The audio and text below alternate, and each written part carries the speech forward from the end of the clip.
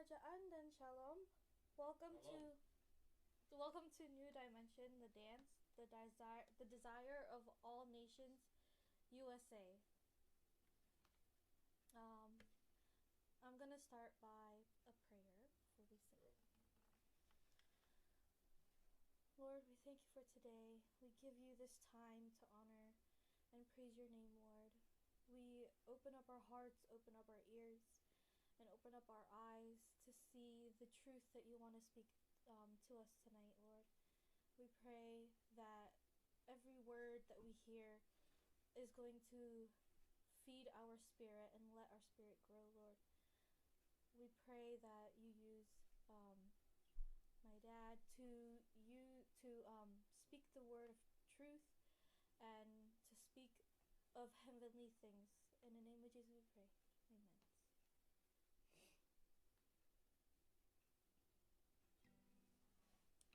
The song I'll be singing is called I'm Listening.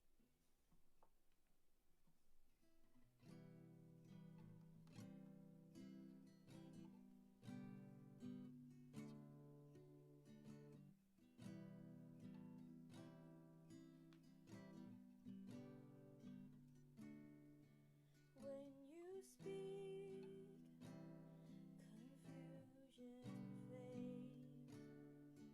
Just a word, and suddenly I'm not afraid. 'Cause when you speak, and freedom reigns. There is hope in every single word you say. And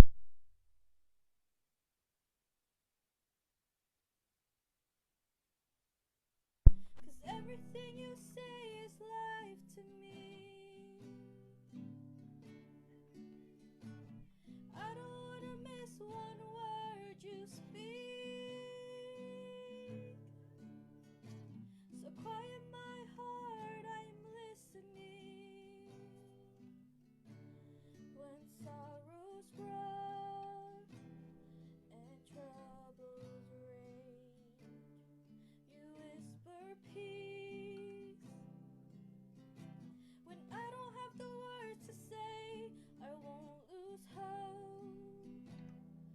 When storms won't break, you keep your word. Oh, and your promises will keep me safe. And I don't wanna miss one word you speak. 'Cause everything you say is life to me. I don't wanna miss one word you speak. So quiet my heart, I'm listening. Your ways are higher. You know just what I need. I trust you, Jesus. You see what I cannot see. Your ways are higher. You know just what I need. I trust you, Jesus. You see what I cannot see. Your ways are higher. You know just what I need. I trust you, Jesus. You see what I cannot see. Your ways are higher. You know just what I need. I trust you, Jesus. You see what I cannot see. I don't wanna miss one word you speak. 'Cause everything you say is life to me. I don't wanna miss one word you speak. So quiet my heart, I'm listening. I don't wanna miss one word you speak.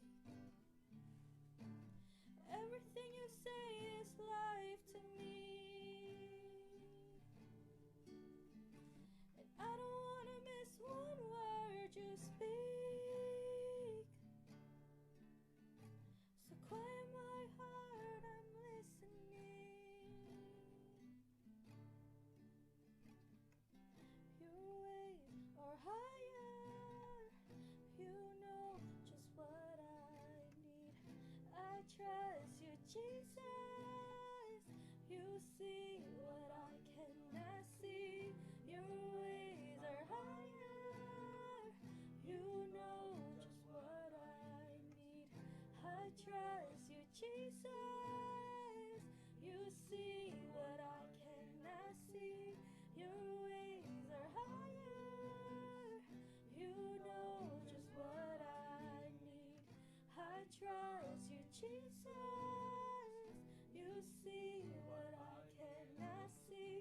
Your ways are higher. You know just what I need. I trust you, Jesus. You see what I cannot see.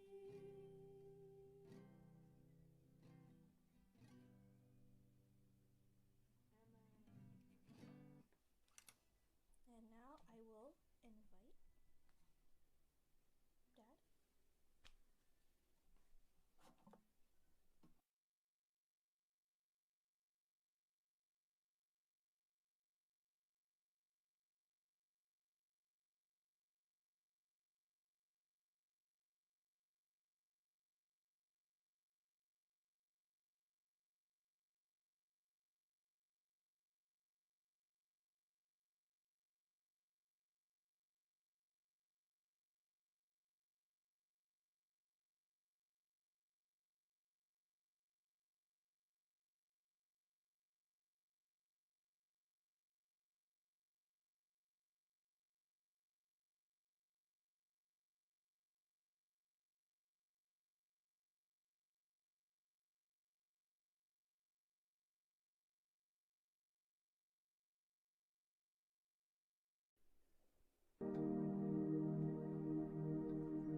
Salam kerajaan and shalom.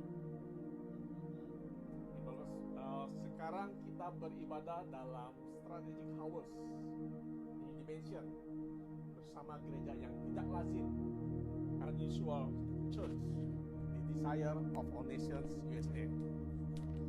Kenaikan level rohani itu harus dan pasti. Beri diri kita menjadi voluntary freely. Mungkin orang yang di luar sana berkata, khotbah kok lama, dan banyak ayat. Itu kebiasaan gereja lama. Itu gereja natural, betul? Nah, oleh sebab itu kita harus tinggalkan azas pertama. Di dalam Ibrani 16 ayat 1, mungkin nanti Marcel juga bisa bantu baca. Dikatakan bahwa sebab itu marilah kita tinggalkan asas-asas pertama dari ajaran tentang Kristus dan beralih kepada perkembangannya yang penuh. Janganlah kita meletakkan lagi dasar pertobatan dari perbuatan-perbuatan yang sia-sia. Amin. Dan dasar kepercayaan kepada Allah. Nah, dalam NASB-nya mungkin Marcel bisa bantu. Hebrew 6:1. Therefore, leaving the elementary teaching about the Christ,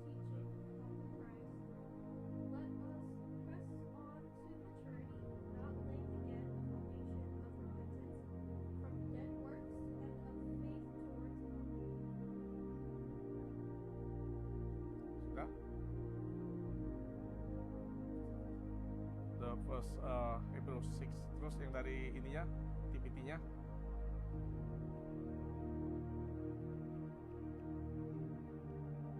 Now is the time for us to progress beyond the basic message of Christ and advance into perfection. The foundation has already been laid for us to build on, turning away from our dead works to embrace faith in God. Nah, di dalam apa? Di dalam Hebrew 6 NASB dikatakan bahwa therefore living the elementary teaching about the Christ, let us press on to maturity, not laying again a foundation of repentance from dead works and of faith toward God. Nah, bukan berarti melupakan atau mengabaikan pelajaran hitung-hitungan tambah-tambahan atau kurang-kurangan waktu pelajaran waktu SD, betul? Justru katakan hitung-menghitung tidak struggle lagi, tapi jangan puas sampai bisa hitung-menghitung saja. Betul? Nah, harus terus meningkat. Living elementary katanya gitu. Mulai meningkat. Kalau sudah bisa waktu SD menghitung, bukan berarti dilupakan, tapi harus tambah. Katakan tambah. Nah, Quran kita juga harus tambah, harus terus meningkat. Begitupun kehidupan rohani kita. Mendengar firman, sekali lagi seminggu sekali sudah tidak cukup lagi. Datang ke gereja hanya karena pelayanan, kebiasaan, rutinitas. Tapi manusia roh kita tidak diberi makan atau didewasakan dan dibentuk. Bahkan dulu waktu saya masih remaja, sempat terkagum ada pendeta yang bisa menggabungkan dan memberitahu berita dari semua koran dan majalah yang beredar di Indonesia pada saat itu. Seperti berita berjalan, dia bisa menggabungkan semua cerita khotbahnya. Dan ada juga pendeta yang bisa melucu, sampai kita yang mendengar terpingkal-pingkal. Pelawak juga kalah lucu. Sehingga pada waktu pulang, kita hanya mengingat tentang kelucuan daripada pendeta itu. Betul? Tapi saat ini, ketika saya terkonek dengan kebenaran tentang Roh Kristus, maka di luar pemberitahuan tentang Kristus yang mendewasakan manusia roh saya, bukan sombong, saya merasa sia-sia. Amin. Dan tidak ada keinginan untuk mendengar hal yang lain lagi. Hanya mendengar firman, yaitu proceeding word dari orangnya Tuhan di rumahnya, yang disebut eklesia. Kita ke gereja bukan lagi mencari mukjizat atau miracle seeker, tapi menjadi pekerja pembuat mukjizat. Amin. Menjadi miracle worker. Ingat nyanyian Waymaker, miracle worker. Kita bukannya mencari di mana ada mukjizat. Karena pada akhir zaman akan terjadi banyak mukjizat dan semua orang banyak mengaku bahwa akulah Yesus. Sehingga gampang disesatkan. Nah, saya katakan gereja bukan untuk mencari pengharapan, mencari kelepasan, atau mencari kesembuhan dan manifestasi lainnya. Justru kita sebagai gereja atau eklesia harus menjadi suara pengharapan atau voice of hope, suara kelepasan, voice of freedom, restorasi atau reformasi, atau menjadi suara kesembuhan, voice of healing. Nah, dalam Lukas 4 ayat 18-19 dikatakan bahwa Roh Tuhan ada padaku, oleh sebab Ia telah mengurapi aku untuk menyampaikan kabar baik kepada orang-orang miskin, dan Ia telah mengutus aku untuk memberitakan pembebasan kepada orang-orang tawanan dan penglihatan bagi orang-orang buta, untuk membebaskan orang-orang yang tertindas, untuk memberitakan tahun rahmat Tuhan telah datang. Nah, mungkin Marcel bisa baca dalam NASB-nya, Luke 4:18-19. Mungkin Mam bisa bantu tampilkan di layar supaya yang di rumah atau dimanapun berada yang menyaksikan live ini bisa melihat. Luke 4:18-19 from NASB atau anything else you have. Atau Lukas 4:18-19 bahasa Indonesia juga boleh. Ya. Ya, Luke. The Spirit of the Lord is upon me, because He anointed me to bring good news to the poor. Ya, good news. He has sent me to proclaim release to captives and recover of sight to the blind, to set free those who are oppressed, to proclaim the favorable year of the Lord. Ya. Saya sungguh beruntung. Katakan saya sungguh beruntung. Cuma saya doang maksudnya. Karena saya punya anak saya, Marcel, yang setia selalu menemani saya waktu live. Sehingga bahasa Inggris saya tidak kelihatan kalau bacanya. Karena dia sudah baca. Ya, coba baca lagi dalam 2 Korintus 4:7-12 message. 2 Corinthians 4:7-12 in message version. Ya, 7-12 ya. 4:7-12. If you only look at us,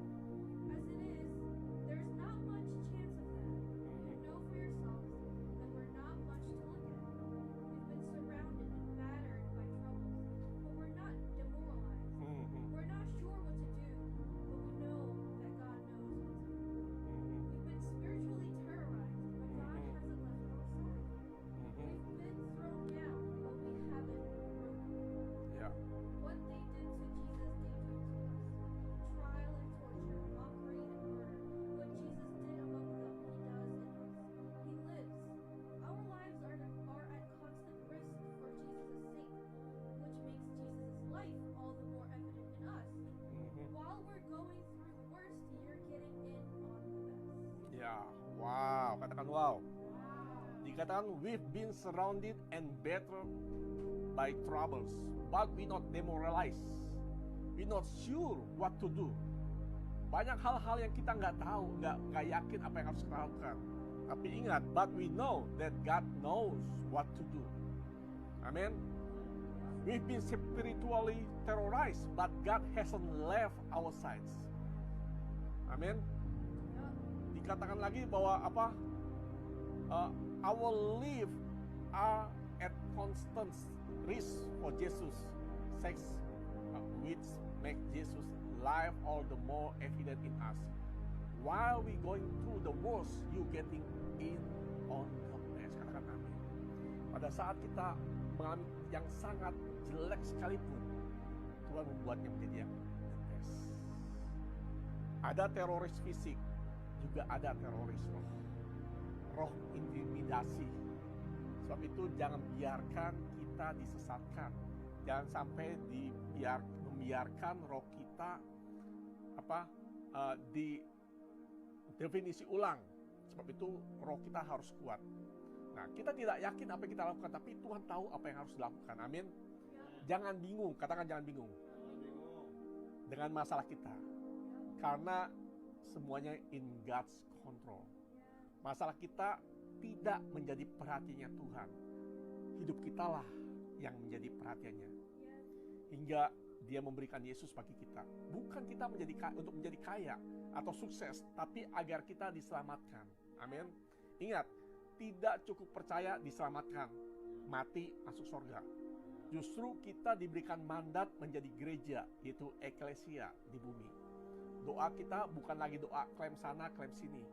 Ingin punya mobil atau rumah, tumpang mobil, tumpang rumah orang, kelilingin, sehingga nanti bisa rumah seperti itu namanya mencuri. Siap-siap mencuri, bisa dipanggil satpam atau security atau polisi kalau kita mencoba-coba untuk hal itu. Atau ada yang lebih ekstrim lagi, perintahkan malaikat untuk berkemah, berkeliling, menjaga isi rumah kita atau menjaga rumah kita. Hey, malaikat itu bukan satpam atau security, jelas? Malaikat hanya diperintah Tuhan, dan kita bukan Tuhan. Nah, saya mau katakan, kucing aja tahu siapa pemiliknya. Betul? Saya punya kucing, dia tahu siapa pemiliknya. Kalau dia ingin datang kepada siapa, dia tahu. Jika ingin treat atau makan, dia datang ke saya. Kalau ingin dipetting, dielus-elus atau dipukul-pukul pantatnya, datang ke anak laki saya. Jika ingin tidur nyaman di kasur, datang ke anak perempuan saya, karena dia selalu membuka pintu kamarnya untuk bisa tidur. Tapi yang paling powerful, kalau dia mau tinggal di rumah ini, harus datang ke istri saya, harus baik-baik, jangan sampai mencakar, jangan sampai menggigit. Sebab jika sampai itu terjadi, bisa di kick out. Betul gak? Mam, bisa dibuang, dia gak peduli, semuanya sayang. Kalau sampai salah, di kick out, ditendang, dilempar di tengah jalan, atau ditinggalkan. Ingat, oh enggak, tidak. Ternyata masih punya kepri binatang atau kucingan. Ingat, gereja bukan gedungnya. Betul? Tidak salah punya gereja besar dan mewah, tapi yang utama fungsinya. Jangan sampai Tuhan memporak-porandakan karena rumah Bapa telah berubah fungsi. Mencari untung dan menguntungkan. Ada satu cerita dalam Matius 21 ayat 12-15. Matius 21 ayat 12-15. Mungkin bisa baca, mungkin bisa lihat. Yang mau baca Mam? Matius 21 ayat 12-15. Saya bantu baca. Saya lain dulu ini dan sebelum tengah-tengah dulu. Perlu di-line, seperti hidup kita juga perlu di-line. Sudah kelihatan captionnya dulu.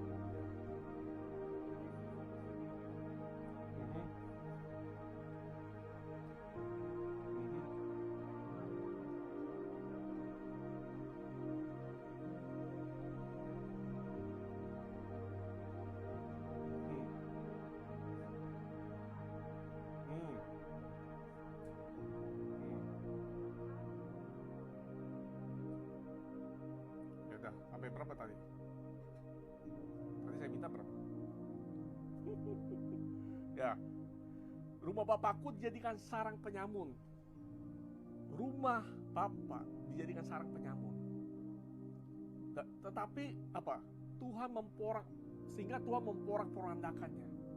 Berubah fungsi dari rumah Tuhan, rumah yang harus kudus, yang dimana harus kita mengkuduskan rumah, tetapi dijadikan sarang penyambung. Tetapi ketika Yesus datang, Tuhan merubah semuanya. Pada ayat 14 dikatakan, maka datanglah orang-orang buta dan orang-orang timpang kepadanya dalam bait Allah itu, dan mereka disembuhkannya. Ingat, fungsi rumah Tuhan walaupun diacak-acak, tapi kalau Tuhan sudah balik kepada gerejanya, itu tetap harus kembali. Fungsi gereja tidak bisa dihancurkan atau digagalkan oleh apapun juga. Katakan amin. Tetapi ayat 15 ini dikatakan, tetapi ketika imam-imam kepala dan ahli-ahli Taurat melihat mujizat-mujizat yang dibuatnya itu, dan anak-anak yang berseru dalam bait Allah, Hosana bagi anak Daud, hati mereka sangat jengkel. Itu sebabnya ketika kebenaran ini diberitakan, banyak orang yang tidak suka, banyak orang yang mencibir, banyak orang yang merasa bahwa gereja sesat atau pengajar yang sesat. Saya tidak peduli, katakan saya tidak peduli. Saya terus akan memberitakan tentang kebenaran ini, dan saya terus akan bagikan sehingga menjadi berkat. Nah, kita harus punya dan tahu tujuan hidup. Amin. Jangan asal hidup atau hidup asal-asalan. Apalagi maaf, dipimpin oleh pendeta yang nggak tahu jemaatnya mau dibawa kemana. Jelas, gereja atau jemaat harus dibawa ke tahta, ke Sion, menjadikan gereja natural menjadi gereja spiritual. Itu fungsi gereja yang Yesus maksud. Itu my church, no more I. Menjadi spiritual church, yaitu eklesia. Gereja masa depan adalah masa depan gereja. Amin. Katakan, gereja masa depan adalah masa depan gereja. Kita tidak perlu ke neraka untuk hidup gaya neraka. Kalau masih takut, khawatir, stres, suka hal-hal dosa, dosa bukan perbuatan, karena sudah terjadi dahulu di alam roh, betul? Demikian juga masuk surga tidak harus nunggu mati, bisa dinikmati dan dihidupi sekarang. Saya katakan, cinta Tuhan tidak cukup karena tidak akan jadi apa-apa. Kalau cinta Tuhan saja tidak cukup karena tidak akan jadi apa-apa. Kita perlu Bapa rohani yang membentuk, mensiap, mempertajam, membuild, membangun manusia roh kita. Saya mau katakan, antikris bukannya anti-Kristen. Fokusnya bukan karena pembantaian orang Kristen. Pada zaman antikris nanti akan terjadi pembantaian. Antikris bukannya anti-Kristen, saya katakan sekali lagi. Antikris bukannya anti-Kristen. Kalau jika kita tidak mau ditegur atau dibangun oleh firman Tuhan dengan Kristus sebagai pusat bangunan, sebagai fondasi, berarti kita tidak siap untuk jadikan eklesia. Antikris, saya katakan lagi, adalah anti-Kristus. Roh antikris adalah roh yang menolak tentang Kristus. Saya katakan, pusat kekristenan adalah Christ in us. Amin. We in Christ. Bukan kesembuhan atau manifestasi lainnya. Itu sebabnya tugas rasuli adalah meletakkan Kristus sebagai dasar, bukan uang dasarnya, bukan jabatan. Oleh sebab itu gereja bukan bengkel kehidupan. Katakan, bukan bengkel kehidupan atau tempat konsultasi. Karena Tuhan tidak tertarik dengan masalah kita. Tuhan lebih mengutamakan hidup kita, saya katakan sekali lagi. Manusia roh kita yang didewasakan. Eklesia sudah tidak bergumul masalah pribadi atau jatuh bangun dengan dosa. Bukan panti jompo, gedung konseling atau panti sosial.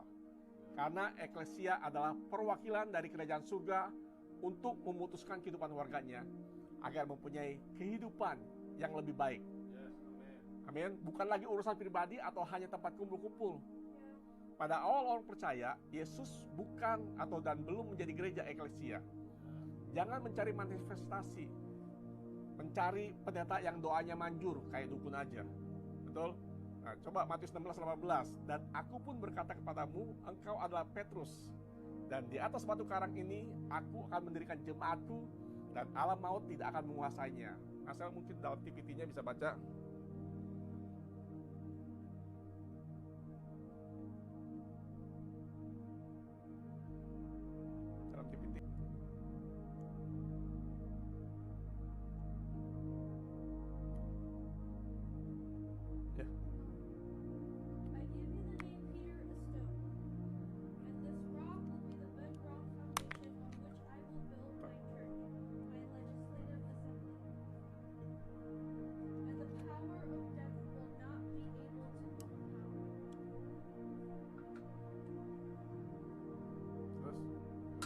Yang itu apa, TPT ya?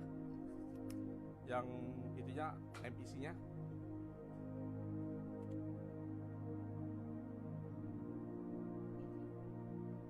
Ya. And I tell you, you are Peter, Greek Petros, a large piece of rock. And on this rock, Greek Petra, a huge rock like Gibraltar, I will build my church, and the gates of Hades, the power of the infernal region, shall not overpower it, or be strong to its detriment, or hold out against it. Ntar ada.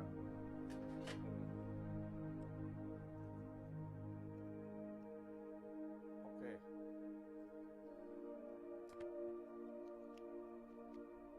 Ada ini yang di apa? Ada ke masalah teknis ya. Technical problem. Ketika Yesus bertanya tentang pada Yesus apa? Dikatakan demikian.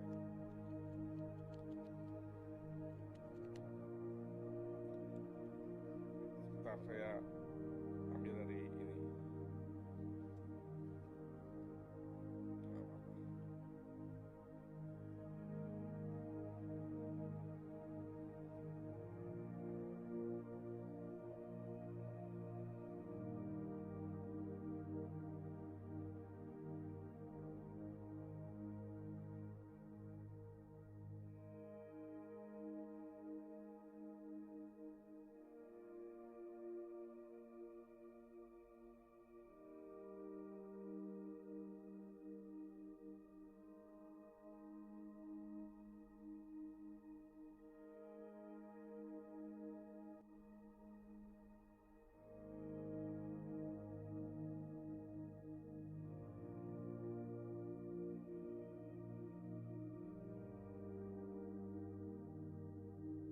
Sudah?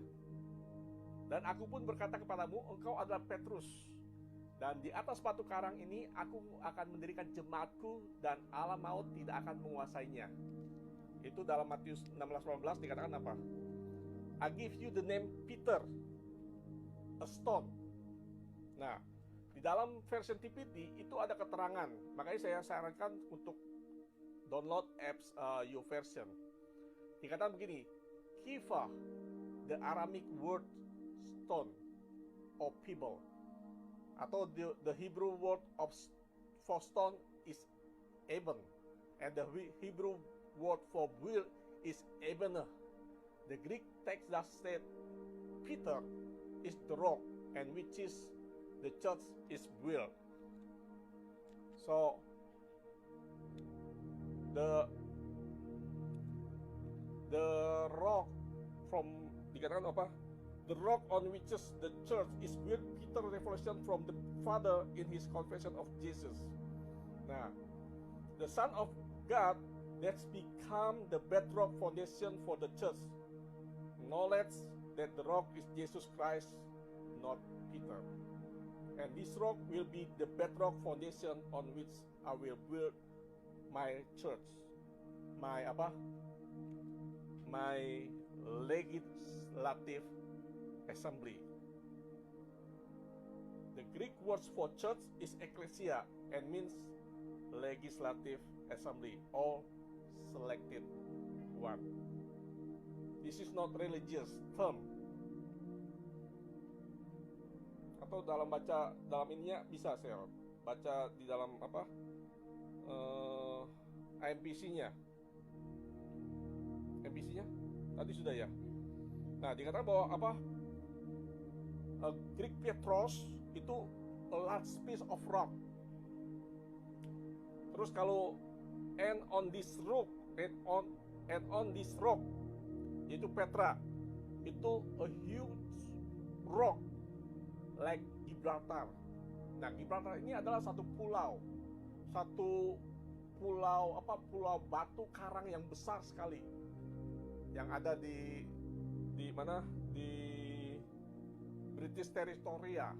Jadi Tuhan itu adalah dasar atau batu yang besar, sedangkan Petrus adalah serpihan batu karang. Nah, eklesia itu bicara tentang pemerintahan zaman Kisah Para Rasul. Adalah hanya gereja awal atau gereja natural. Sedangkan ada yang namanya gereja spiritual. Gereja natural biasanya sekitar aktivitas, kegiatan. Itu sebabnya ketika masa pandemik terasa sekali karena ada kegiatan terhambat. Tetapi gereja spiritual itu dalam Matius 16 itu dikatakan my church. Yesus berkata kepada Petrus akan membangun gereja spiritual dengan Yesus sebagai dasar bangunan, yaitu eklesia, parlemen Allah, sidang parlemen atau legislative assembly. Maksudnya apa? Keputusan di surga diputuskan di bumi. Amin. Apa yang kita ikat di bumi terikat di surga, juga sebaliknya. Nah, coba Mam bisa baca Matius 16:19 kepadamu.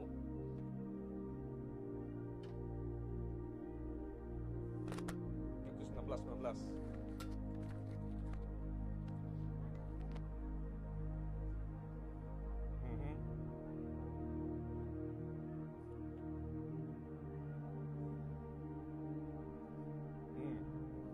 Kepadamu akan diberikan kunci kerajaan surga. Apa yang kau ikat di bumi akan terikat di surga, dan apa yang kau lepaskan di bumi ini akan terlepas di surga.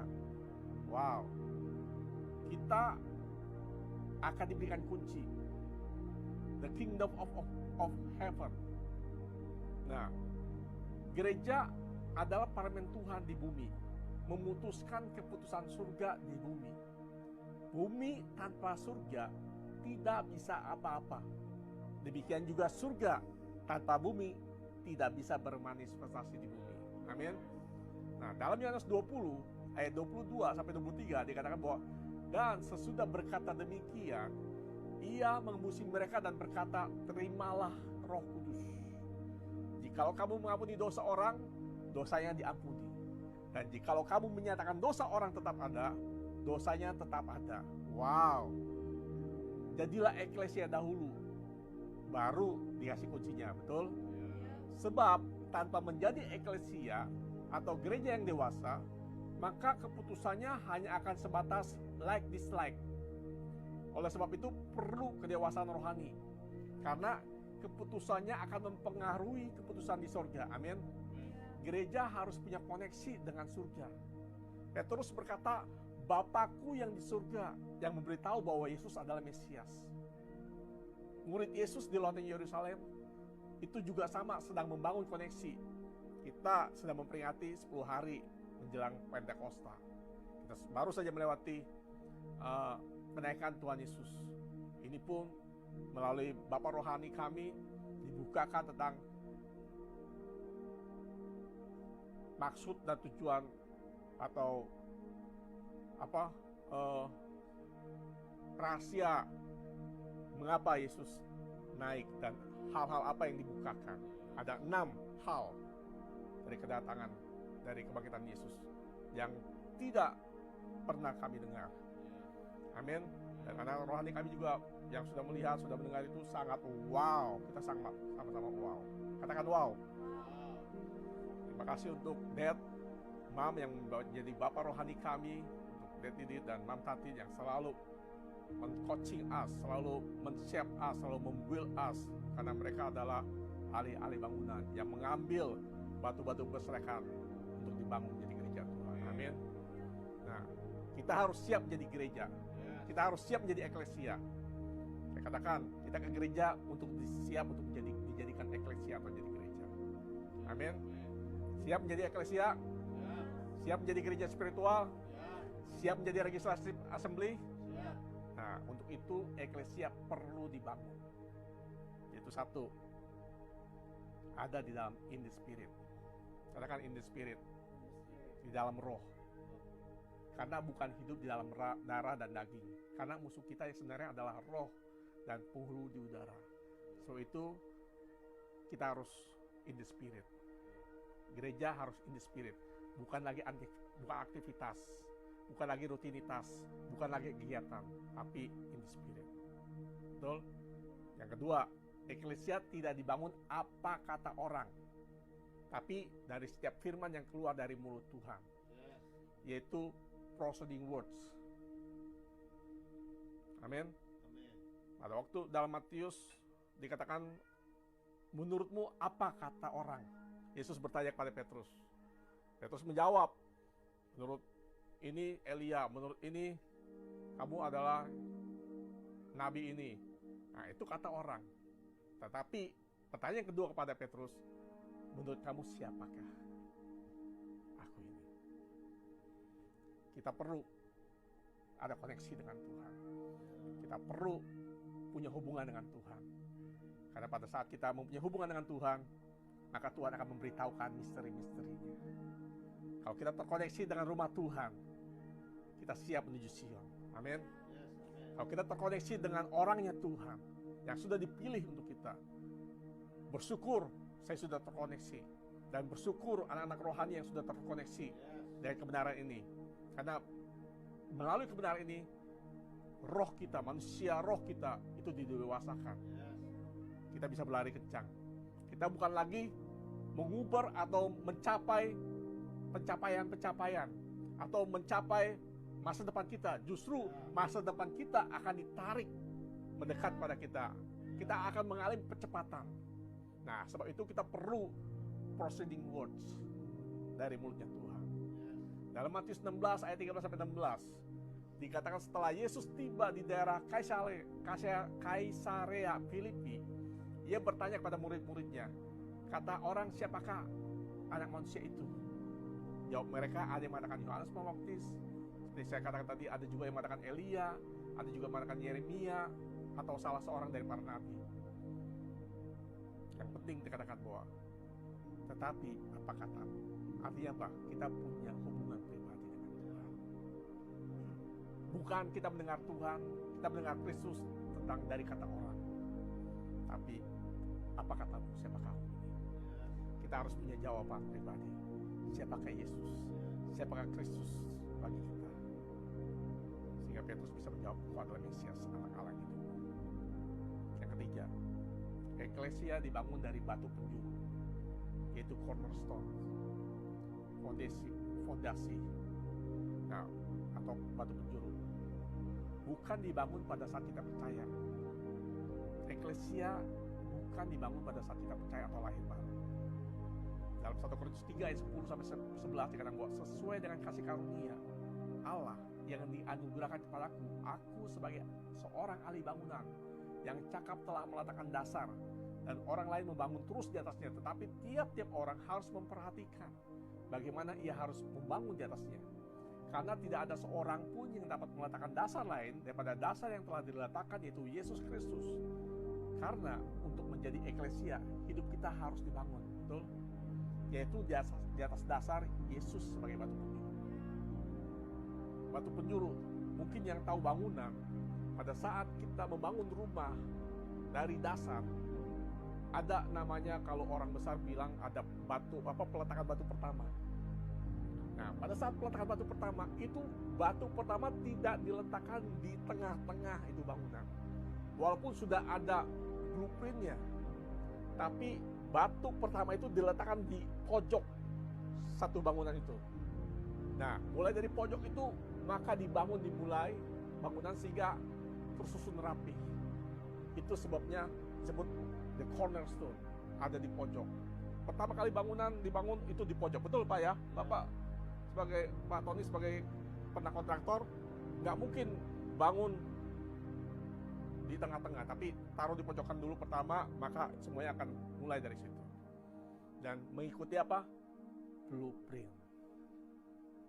Jangan membangun eklesia hidup kita asal-asalan, semau-maunya. Kalau kita sudah bangun hidup kita asal-asalan, atau membangun satu rumah, pas sudah jadi bangunannya, kita lupa WC-nya belum dibangun. Itu yang repot.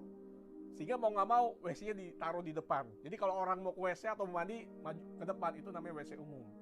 Itu namanya kamar mandi umum. Sebab itu kita harus ikut bangunan sesuai dengan blueprint. Kita adalah gerejanya Tuhan, kita adalah eklesia, kita harus mengikuti blueprint apa maunya Tuhan. Amin. Sebab itu jangan sibuk sendiri atau sibuk sekali, tapi ikut kehendak Tuhan. Sebab firman Tuhan bilang, makananku dalam Yohanes, ketika Yesus berkata bahwa makananku adalah melakukan kehendak Bapa dan menyelesaikannya. Jadikan Yesus sebagai dasar dari batu penjuru itu, sebagai eklesia. Di dalam Efesus 4 ayat 11, mungkin bisa baca Efesus 4 ayat 11. Efesus 4 ayat 11.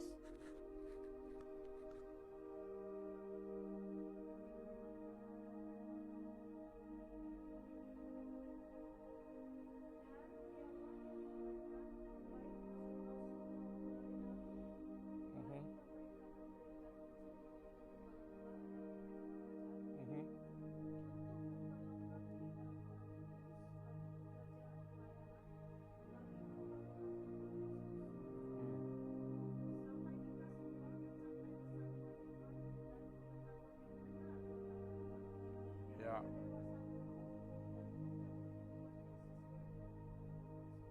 Wow. Kata bahwa memberikan baik rasul-rasul maupun nabi-nabi, baik pemberita-pemberita Injil maupun penggembala-gembala dan pengajar yang dapat membangun gereja. Yang dapat membangun gereja adalah para rasul, katakan para rasul. Bukan gembala atau pendeta atau penginjil. Tapi bukan berarti mengecilkan fungsi gembala atau pengajar, atau karena apa? Karena masing-masing punya fungsinya atau tugasnya. Nah, dalam perjanjian lama gereja disebut juga gunung rumah Tuhan. Untuk menjadi gereja, eklesia tidak cukup seminggu atau seminggu sekali, karena harus terus diproses. Yang bisa menjadi eklesia bisa siapa saja, katakan siapa saja, tanpa dibatasi oleh pekerjaan atau jabatan. Bisa pelajar, bisa pengusaha, dokter, pengacara, pekerja dan sebagainya. Sekarang bukan waktunya lagi datang untuk minta doa atau didoakan oleh kita. Karena kita semua harus mau dibangun menjadi eklesia yang mempunyai otoritas Tuhan di bumi. Amin. Tuhan tidak peduli dengan masa lalu kita. Selama kita mempunyai voluntary freely untuk mau dibentuk, maka iblis tidak lagi berkuasa dan mengagalkan rencana Tuhan atas hidup kita. Karena Yesus sudah mengalahkan iblis. Amin. Iblis takut dengan Tuhan. Betul? Seharusnya iblis yang takut dengan kita. Amin. Bukan kita yang takut dengan iblis. Nah, saya ingatkan Efesus 2 ayat 20 sampai 22. Dikatakan bahwa yang dibangun di atas dasar para rasul dan para nabi dengan Kristus Yesus sebagai batu penjuru. Di dalam Dia tumbuh seluruh bangunan, rapi tersusun menjadi bait Allah yang kudus di dalam Tuhan. Di dalam Dia kamu juga turut dibangunkan menjadi tempat kediaman Allah di dalam roh melalui perayaan para rasul. Kristus diletakkan sebagai dasar. Sehingga apa? Sehingga no longer I who live in me, melainkan Kristus yang hidup dan menjadi pusat hidup kita. Sehingga apa? Sehingga menuju kepada kedewasaan rohani. Dikatakan dalam Kisah Rasul 8 ayat 26 sampai 29. Ya, saya mau katakan ini gereja adalah unusual church. Karena semua berdasarkan tentang firman Tuhan. Semua dari scripture, the prophetic words. Banyak mungkin memberikan firman satu ayat, karena istilahnya kalau tidak baca ayat itu namanya nggak rohani atau nggak gereja. Sedangkan cerita-ceritanya yang lebar. Tapi saya mau katakan di gereja unusual ini kita mendengar firman Tuhan, karena firman Tuhan itulah yang roh dan menghidupkan. Amin. Nah, Kisah Rasul 8 26-29 dikatakan, kemudian berkatalah seorang malaikat Tuhan kepada Filipus, katanya, bangunlah dan berangkatlah ke sebelah selatan menurut jalan yang Tuhan yang turun dari Yerusalem ke Gaza. Jalan itu jalan yang sunyi. Lalu berangkatlah Filipus, adalah seorang Etiopia, seorang sida-sida pembesar dan kepala perbendaharaan Sri Kandake, ratu negeri Etiopia, yang pergi ke Yerusalem untuk beribadah. Nah, sekarang orang itu sedang dalam perjalanan pulang dan duduk dalam keretanya sambil membaca kitab Nabi Yesaya. Lalu kata roh pada Filipus, pergilah ke situ dan dekatilah kereta itu. Mungkin Master bisa baca dalam GPT-nya X 30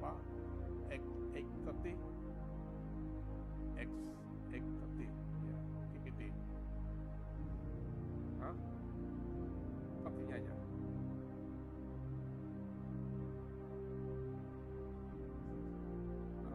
GPT. Mam dapat message. Baca message dulu boleh? Message.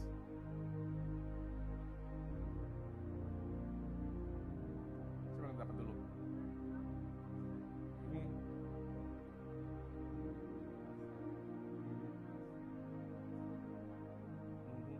GPT-nya.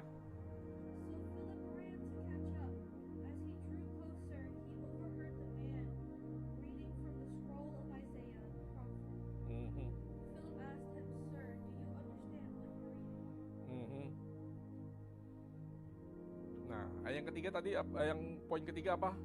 Dikatakan bahwa apa? Kita dibangun dari batu penjuru. Kita perlu seorang rasul yang membantu kita untuk dibangun. Yang ahli sida-sida ini dia tidak mengerti, sehingga dikirimlah Filipus dengan kecepatan yang sangat dahsyat. Kalau zaman sekarang dibilang flash, dia bisa mengejar, bisa nyampe. Dan setelah dia memberitakan firman Tuhan, menerangkan kepada sida-sida ini, dia pun langsung dipindahkan lagi sekejap. Flash kalau dalam film apa Marvel apa DC? DC. Itu flash namanya, bisa lari kencang, bisa run up, bisa catching gitu.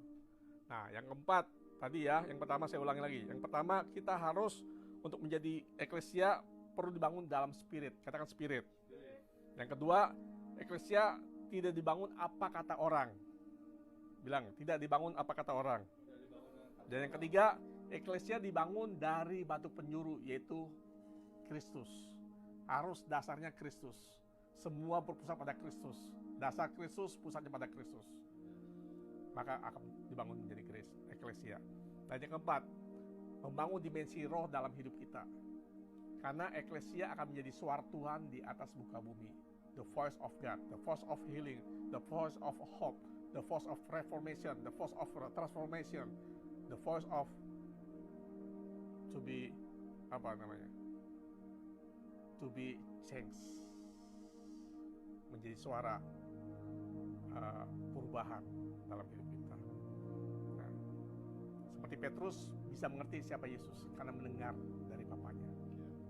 Intuisi kita juga dibangun sehingga telinga rohani kita aktif dan hidup, mendengar suara Tuhan, menjadi the voice of God on earth.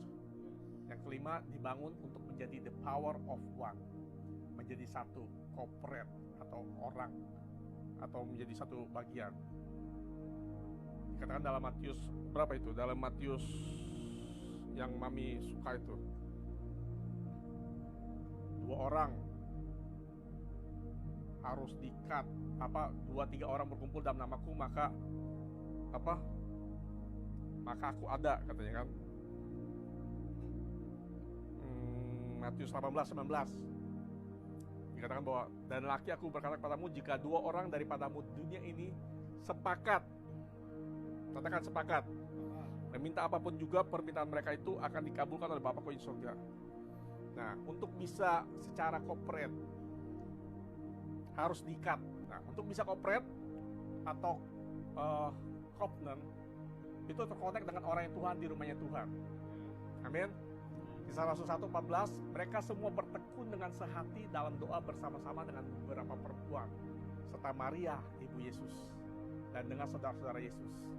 Dalam Efesus 4 ayat 3-6 juga dikatakan bahwa 3-6, dan berusahalah memelihara kesatuan roh oleh ikatan damai sejahtera, satu tubuh, satu roh, sebagaimana kamu telah dipanggil kepada satu pengharapan yang terkandung dalam panggilan, yaitu satu Tuhan, satu imam, satu iman, satu baptisan, satu Allah dan Bapa dari semua, Allah yang di atas semua dan oleh semua dan di dalam semua. The power of the one, corporate, kesatuan. Dalam Filipi 2 ayat 35 juga dikatakan bahwa dengan tidak mencari kepentingan sendiri atau puji-pujian yang sia-sia, sebaliknya hendaklah dengan rendah hati yang seorang menganggap yang lain lebih utama daripada dirinya sendiri. Dan janganlah tiap-tiap orang hanya memperhatikan kepentingan sendiri, tetapi kepentingan orang lain juga. Hendaklah kamu dalam hidupmu bersama menaruh pikiran dan perasaan yang terdapat juga dalam Kristus Yesus.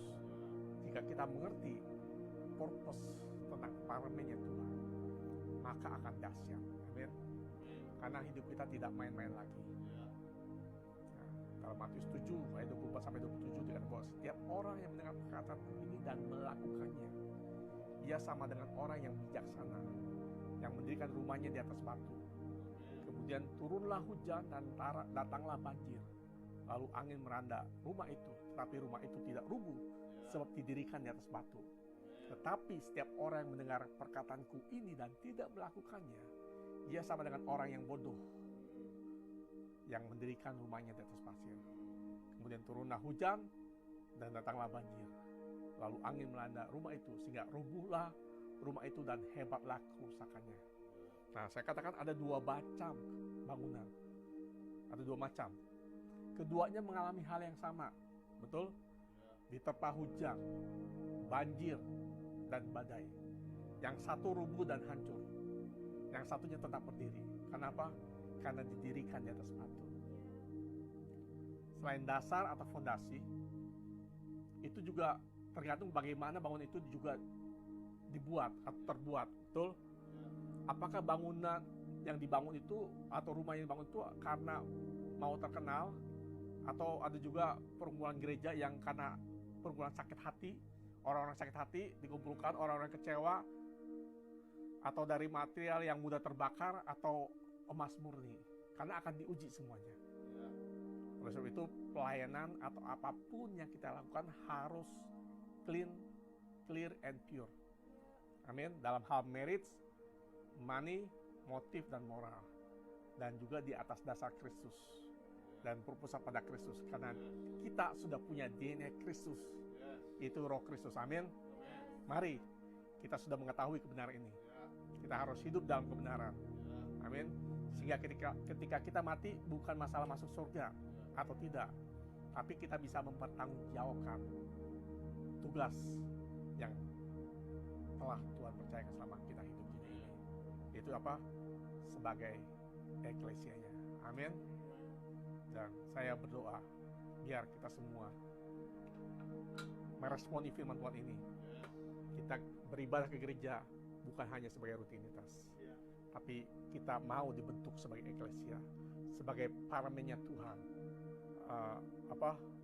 legislatif assembly, menjadi orang-orang yang mempunyai otoritas, sehingga apa yang kita putuskan di bumi akan terjadi di surga.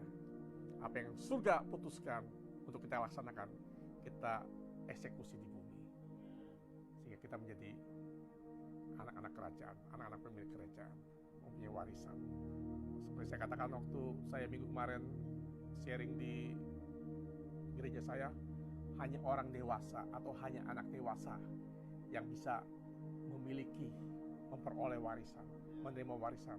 Kita tidak bisa memberikan, seperti halnya kita manusia, sebagai orang tua tidak bisa memberikan warisan kepada anak-anak yang belum mengerti atau anak yang belum dewasa, karena dia akan salah menggunakan warisan itu sendiri.